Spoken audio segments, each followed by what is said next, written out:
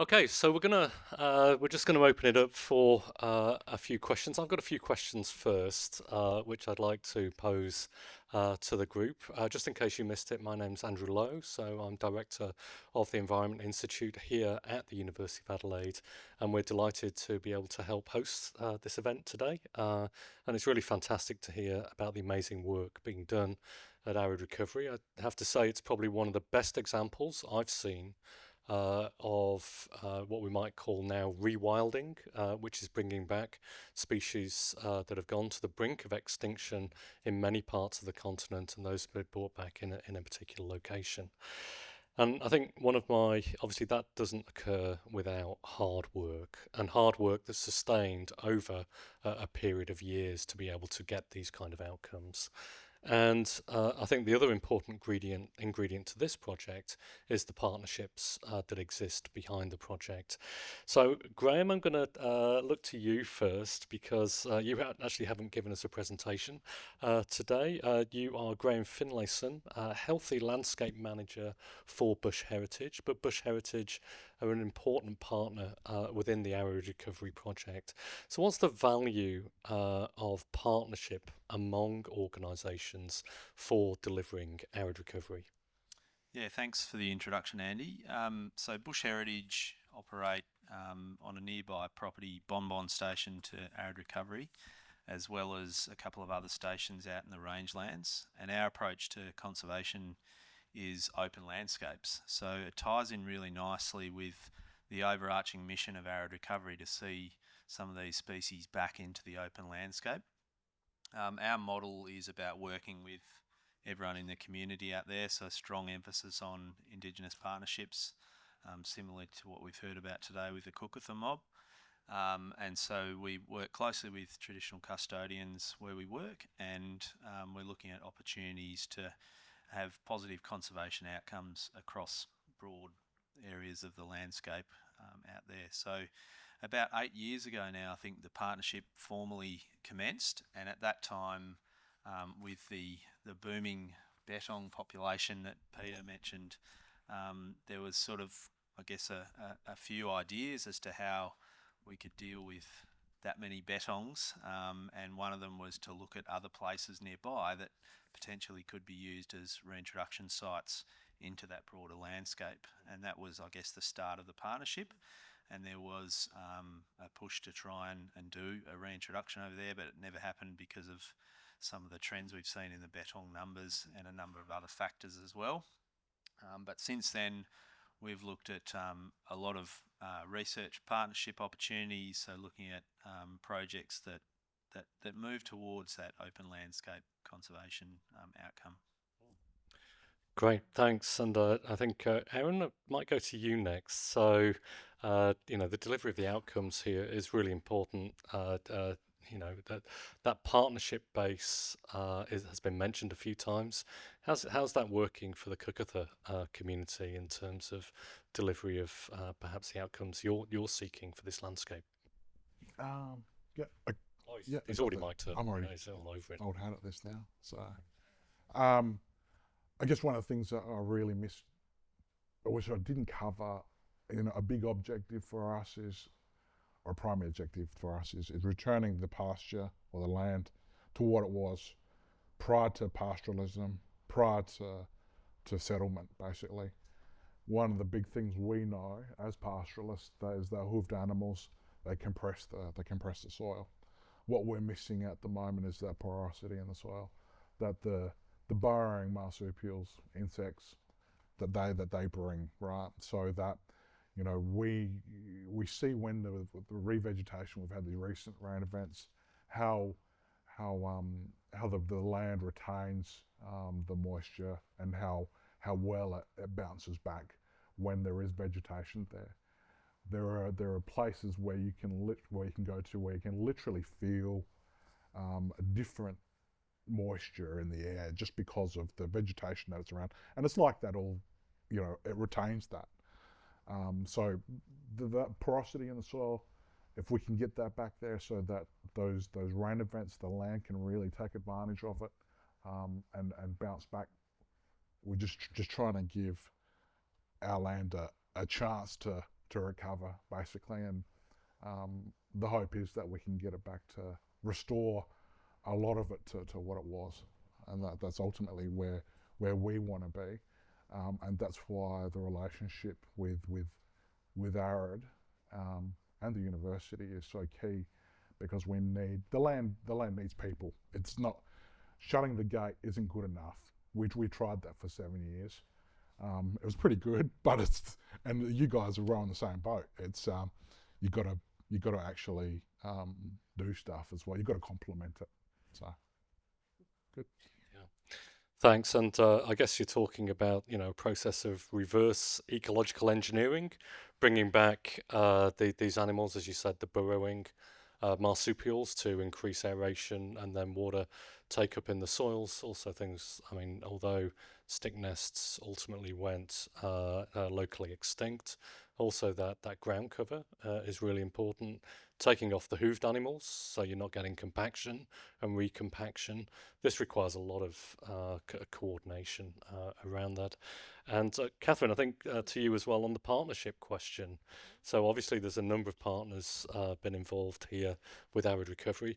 I'm not going to ask you which is the most important one, but maybe you could kind of give us an idea of what those partnerships bring to the arid recovery project. Yeah, well, I think partnerships are everything, and as a really small organisation, absolutely fundamental to what we do at Arid Recovery. And something that I particularly love about the partnerships that we manage is the diversity of them. So we have a big miner, BHP, as a major partner operating a big copper mine right nearby that has interests in the land and interest in doing their work sustainably. And then we have partners in traditional conservation organisations like Bush Heritage, or with the university as a research and knowledge generation institution, with the state government also, that has a strong interest in the health of the country, of course, and then with Kukura as the Aboriginal partners and original land managers themselves. So I love the diversity of it, and I love that everyone's coming from a different angle, but all from the same place in really caring about the landscape that we're working in, and that I think gives so much more richness to the work that we do. Yeah, great, and it really is a successful partnership, which we're hoping to see continue as well. Katherine, I might throw to you. I was fascinated by the work that you presented on the kind of active evolution of the bettong in terms of foot size, and morphological changes. Do they get so big they can hit the cats? No, it's just to outrun the cats, is it? The size, the more. Sorry, that was a joke. Wasn't sure if you want me to answer that or not. It's a bad dad joke. So I would do that. But look, it's really fantastic that there is this kind of work in place as well, to really be able to track those changes at a landscape scale within those species. I guess my question to you is, what do you consider to be the biggest barrier to preventing species extinction in Australia? So it's not a small question, it's kind of a big question, really. What are the biggest barriers to stop further decline? I think it's the political will to make the changes, because I think we know what we need to do. We just don't have the political will to do it. We know that pastoralism is causing issues for the koari, but we can't seem to ban water point spreading. We know cats are an issue, but we can't seem to put the investment in and the time in to control them. So we know land clearance is an issue, and we're still clearing land, particularly in Queensland and Tasmania. So I think we know what we need to do. We just don't have the political will to do it. So we need to have people power to stand up and say enough's enough and we need to make change. So the solutions aren't rocket science, right? It's No. kind of reducing invasive species, stopping land clearance, probably destocking a bit to give the native species a bit more of a chance. And investing in new technologies as well. We've got that gene drive technology that could really do with the boost, but you talk to the CSIRO and they can't get funding to look at it. The next rabbit calicivirus, we're going to need more biological controls for that species. That's not being funded. So yeah, it's about getting the political will and the people demanding it. Yeah. So Katherine, how does arid recovery operate within this environment of really one that can really act as a promotion site for what can be done if you get it right at a site, what can be brought back. How do you work in with perhaps some of those other barriers to the challenges for biodiversity here in Australia? Yeah, and it's all about communication, and we're doing that today, and it's wonderful that so many of you joining us, and being really targeted about it too. So, we're where we're doing our research, we're trying really hard to get that out to the people that will be using it, to talking to governments and policymakers about what we can see needs to be done, what settings need to change. And also really engaging with our community. So I mentioned how we work closely with the Roxby community, but um, if it's people power that we need, and I agree with you, Katherine, we need the people to care and to understand what it is that we so love, and get them on board. So thanks for being here. And yes, please come and visit. Hmm. And you work closely with the Department for Environment and Water as well. So obviously there are those government and political channels that are open through your partnership base Yeah, as well. precisely. Yeah. Yes, in fact, we're going to talk to the department here in Adelaide tomorrow Yeah. about our work and keep those channels open. So yes, it's all of those conversations at many levels with different groups. Hmm. So we've just seen a kind of potted history of 25 years of arid recovery. What do you think the next 25 years will have in store? And I think I see arid recovery as being kind of the kernel of a broader conservation movement that could happen at landscape scale within the area. So, Katherine, I'm going to come back to you last for that question. Graeme, I think you talked a little bit about the opportunities for partnership with Bush Heritage. Obviously, you've got some other properties which are close by. What could we do in a 25 to 50-year period through that partnership base in that landscape? Go on, dream big for us and give us a really good idea. Well, I think this is a great start. The Cookatha partnership with arid recovery in particular, like that's something at Bush Heritage we dream big about, and looking to work and engage First Nations right from day one and giving them a voice. I think it's critical to making change out in these parts of the country. It's a deep question. For example, could you imagine a landscape which joins up arid recovery with Bonbon and other stations and conservation reserves that occur in the landscape there to make a larger scale, landscape scale conservation program? Definitely, and I think it's also raising the awareness about how important nature is to everybody out in these parts of the world. Like, I think there's some really good pastoralists out there that manage their country well, that if you go onto into some of the habitats on their properties, you find the birds and the wildlife that we're trying to protect on our stations as well. So increasing that awareness, finding the next generation to jump on board, and also incentivise protecting areas and protecting tracts of land through the landscape. So increasing these corridors of protected areas and building that incentive. And I agree, it has to come from government as well. So yeah. Great. Aaron, where could this go in, the next 25 to 50 years of partnership building on the work that's been done to date? I think similar to what Bush Heritage are doing, we're seeing the trend now to privately administered reserves and properties. Certainly one of the objectives of Coogitha is to collect as many stations as we can in our traditional lands, and that's what we'll be doing in these next 50 years until we can get them all. And so, if Bush Heritage can beat us to the punch, then good. We'll have an MOU with you as well. So, so that's where we want to be, because it's not if you really want to make change, then you have to have your name on the title, right? If you want to destock, and that's where where I think what we foresee is, important to our relationship with ARID, being able to bring that measurement and scientific rigor to, what are the, I suppose, what are the realistic stocking rates, I guess, in the arid zone. And there's so many different biomes as well, and it's like what areas are suitable for grazing.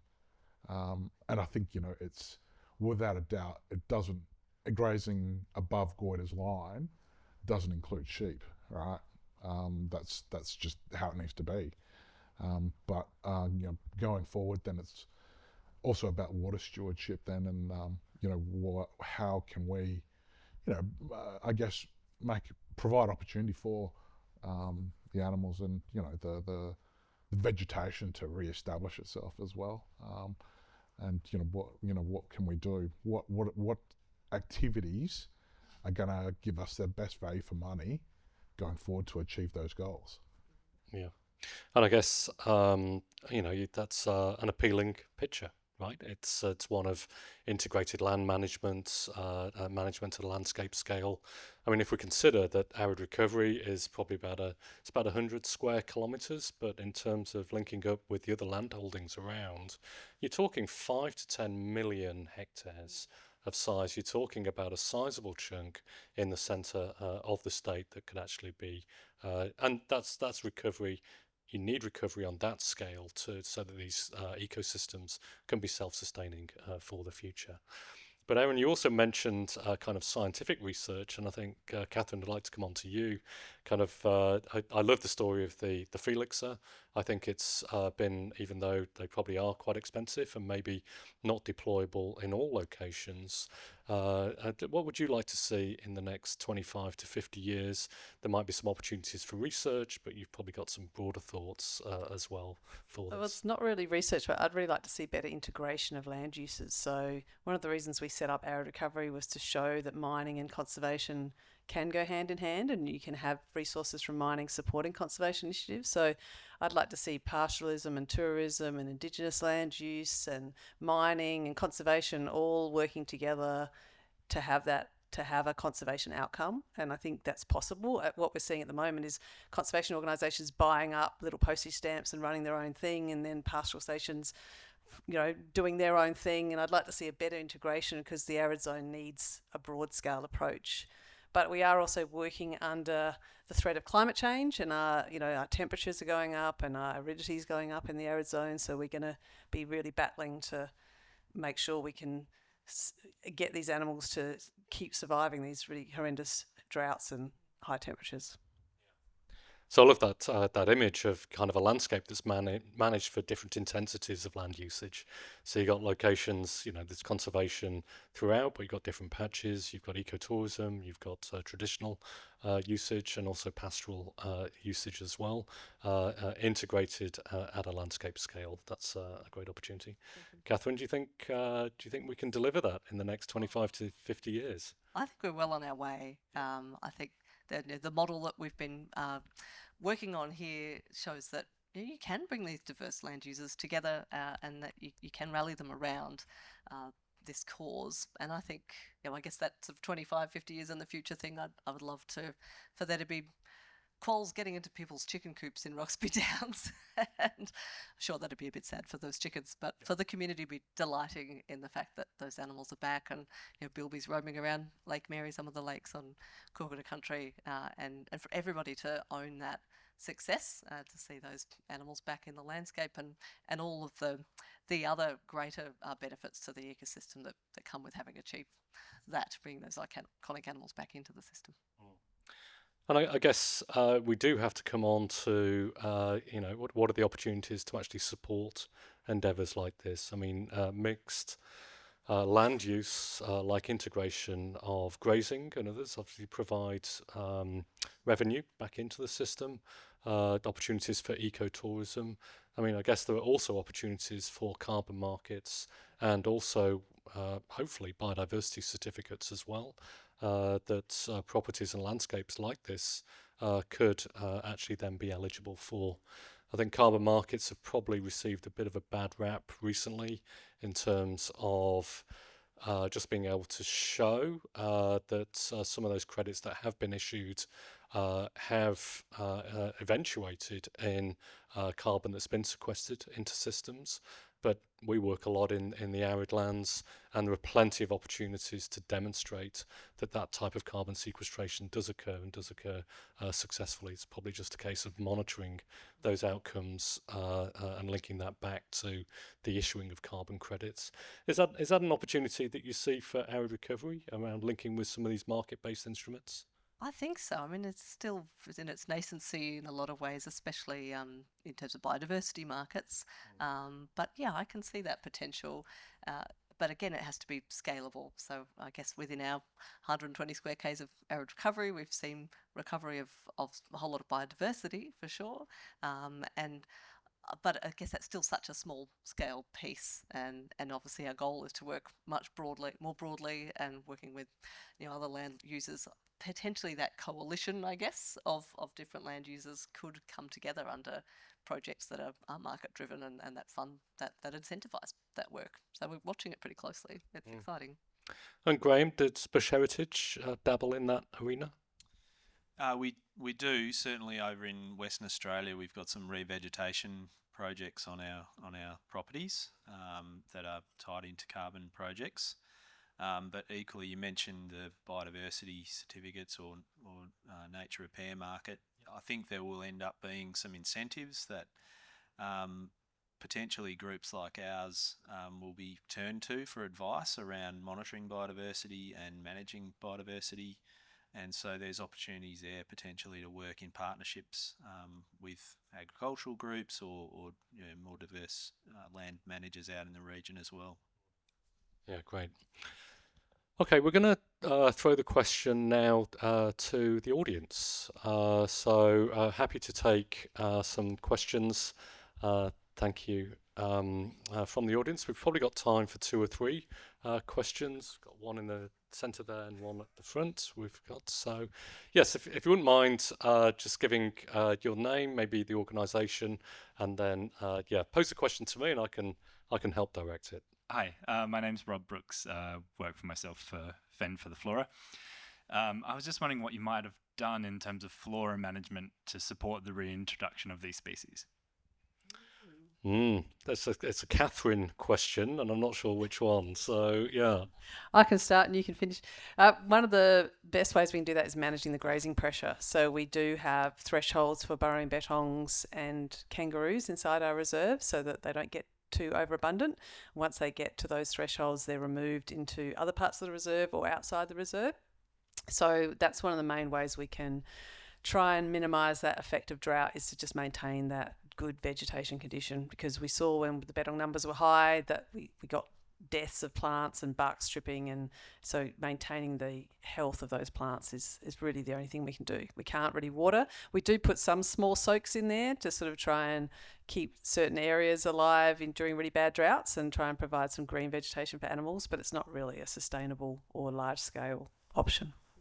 Yeah, and to add to that, in recent years we've built up some research projects because we're quite concerned about the outcomes for quite a few vegetation communities of climate change. We're seeing die off in mulga trees, which are such an important part of the rangelands, and we're really worried about kenopods, the salt bushes and blue bushes, as we lose winter rainfall. And so we're trying to understand what we're looking at here, what we might be in for, if there's anything we can do about it, because that is a concern.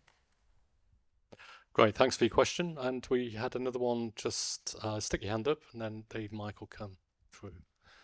Thank you. I'm Fiona Fraser. I'm the Australian Government's Threatened Species Commissioner. Thank you so much for those presentations. They were really very inspiring. I wanted to make, if I could, Chair, just a really quick comment and then a question. So just to go back to Katherine's earlier comment about the commitment that's needed for government to really realise change at a landscape scale for our threatened species. Totally back that in. And that of course is a long-term endeavour, growing that across the board, not just with governments, but with the whole range of land and sea managers across Australia. But having worked inside government now for well over a decade, what is key to that is having compelling stories and case studies which really showcase that. And those examples are really powerful. And the work that's happened at Arid Recovery, sure, some things didn't stick, but it's a very, very powerful example of where you invest, where you've got science, where you've got strong partnerships, you actually reap rewards, and it's very, very clear. So thank you for your contribution to that, because as a bureaucrat, that helps us to really progress that inside our government, and I'm sure our state agency colleagues would say the same. So is there something else that the team here could help provide to you to further that cause? We have great relationships with Arid Recovery. We've been really pleased to fund some of those projects that have led to some of those successes. And so I feel like we feel free to reach out to Kath and others to progress that.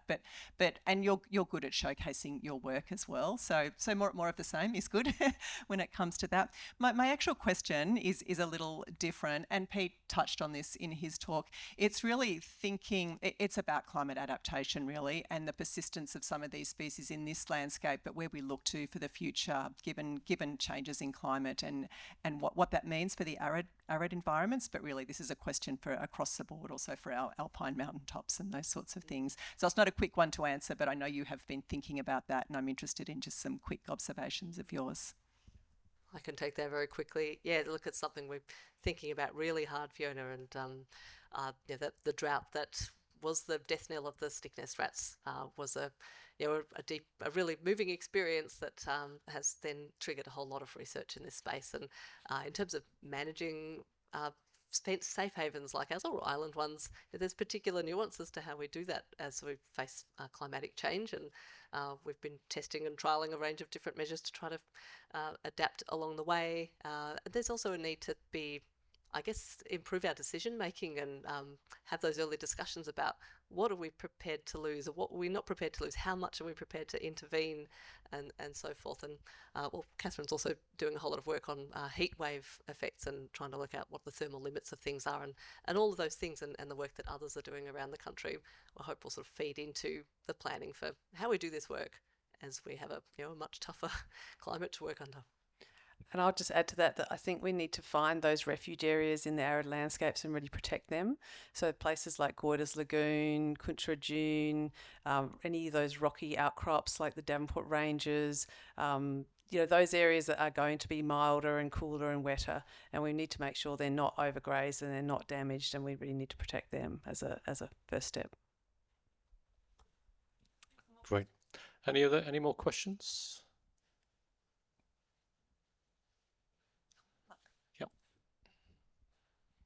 Thank you. Hi, thanks for the talk. My name's Jess. I'm an ecologist. Are there any aspects of our environmental and biodiversity law that you think could be strengthened or changed, to benefit biodiversity? That's a good question. There's probably, certainly we've got the review of the Biodiversity Act that's underway for the state at the moment, and that's open for consultation. I have a lot of confidence that that act will incorporate, or changes to that act will incorporate, a lot of requirements to help better conserve, preserve, restore species. I think, look, it's an interesting time. I've worked in environmental conservation science for a while, and I think we're at a time now where there's actually some clear global targets around the kind of habitat extent that we should be having for species to stop extinction. So 30% habitat cover, and that's driving vegetation replanting and rewilding. It's also, if you have that kind of remnant vegetation or native vegetation, you're also going to support the fauna within those locations. Obviously that requires some sacrifices in terms of land use, and I think that's where the politics collides. But I think obviously we're seeing federally there has been some difficulty in bringing forward changes for the EPBC Act, and that's probably on hold until after the next election, but I'm not sure exactly of the politics there. So I think I think there is an opportunity, particularly within the state here, to to further this kind of policy change. But Katherine or Graeme, I'm not sure if you've got some thoughts on this. Yeah, I think your point about the Biodiversity Act is a good one, and it's important we learn from some things that have already happened around the country. So Queensland, which still is clearing land at a rather alarming rate, have got some of the strongest protection for reserves now. So we've got a couple of bush heritage reserves that have had mining leases removed, and they're under as high protection as they can be. So I think it's great to learn from these things that are actually working to protect biodiversity. So yeah, even in a state where there's a lot of clearance, it's still possible. Alan, you've probably got a few thoughts, but I'll leave that for the summing up, so I won't put you on the spot right now. I do have another question as well, actually. Katherine, I think in terms of the application of technology for monitoring populations, and particularly understanding how these populations of species change over time, because they will change over time, won't they? They'll change in terms of the adaptations that are taken on board under climate pressures. We've seen those changes due to predator pressures. So I guess there's also a good opportunity, I think, for student projects to get involved here. But what kind of technology would you like to see at the site to be able to measure what I think is going to be an experiment in selection evolution that's occurring at the site? So I'm actually going to say the opposite. I'd like to see less technology, because I really love it when ecologists and people come out to the reserve and just get amongst it and immerse themselves in the environment and go out there and catch the animals, and rather than using drones and camera traps and remote downloads and all that sort of stuff. I think that the way you learn about country and you understand country and you bond with country is getting out there amongst it. So I actually think less technology and more getting out there and learning by doing. So more hands-on, and yeah, great. Any other questions to come from the group? Oh, there's one up at the top. Sorry, Bianca.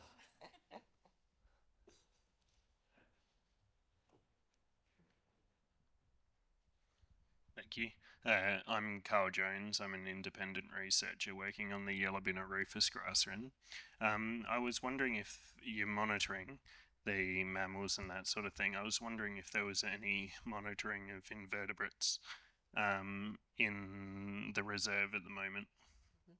So monitoring of invertebrates, yeah. Pitfall traps. Yes, but anything? we need help. We have a lot of bugs in jars. And we need some help to identify them. So yes, we are very mammal focused because these are the species we've been reintroducing and do take a lot of research and monitoring energy to keep the reserve functioning well.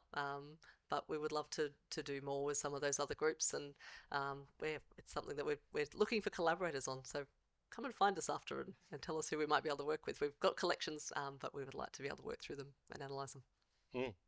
I guess there's opportunities for DNA barcoding as well to help with some of the identification of some of the specimens that are collected, whether that's malaise traps or pitfall or other trapping methods as well. Yeah.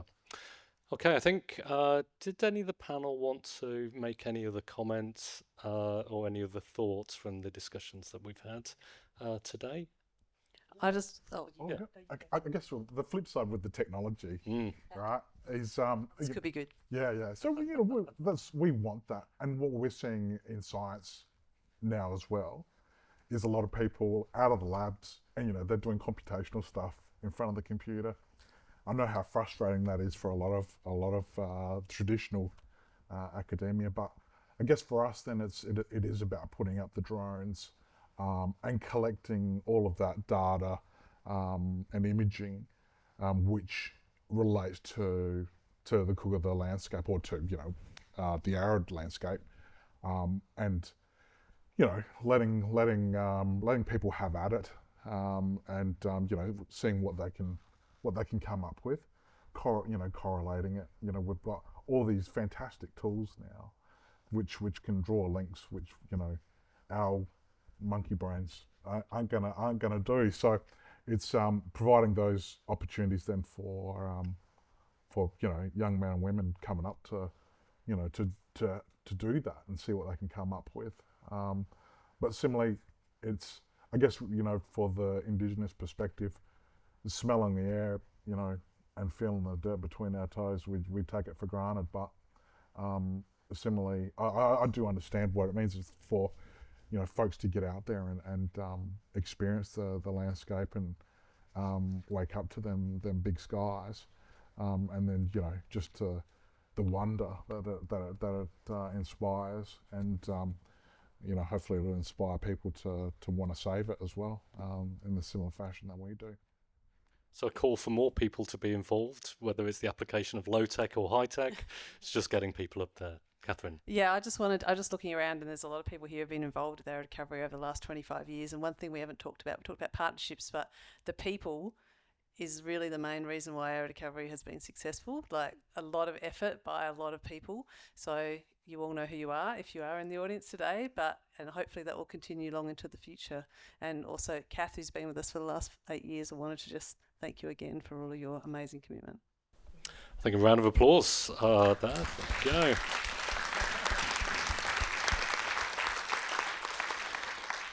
So that's it for the panel discussion. So thank you very much to all the panelists. That was a really fascinating discussion.